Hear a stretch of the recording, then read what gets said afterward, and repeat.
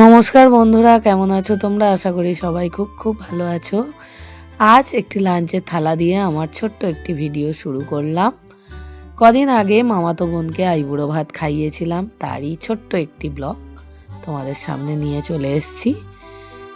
আইবুড়ো ভাত খাইয়েছিলাম, তাতে ছিল 5 রকম ভাজা, পোলাও, ভাত, ভেজ ডাল, পটল চিংড়ি, চিংড়ি ভাপা, পাবদা মাছের ঝাল, মাংস আর পাঁপড় ছিল এবং 5 রকম মিষ্টি, 5 রকম ফল, 5 রকম নোনতা, সমস্ত কিছু এখানে আমি এখন ওকে সাজিয়ে দিয়েছি।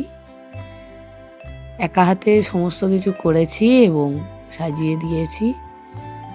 তো হয়তো খুব ভালো হয়নি, তবুও কেমন লাগলো আপনারা অবশ্যই কমেন্ট করে জানাবেন।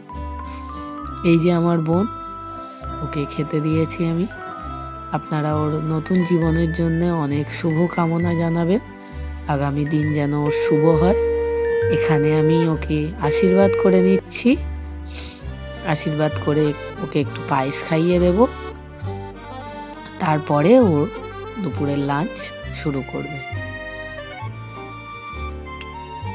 ছোটবেলা থেকে শুনে আসছি জন্ম, মৃত্যু, বিয়ে 3 বিধাতা নিয়ে, তবুও পজিটিভলি আমাদেরকে সব কিছু শুরু করতে হয়।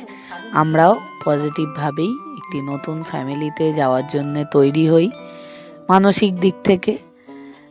কারণ এত দিন একটা জায়গায় থাকা, তারপরে সম্পূর্ণ একটা আলাদা পরিবেশ, আলাদা জায়গায়, তো সেটা মেয়েরাই বোঝে, একমাত্র মেয়েদের পজিশন।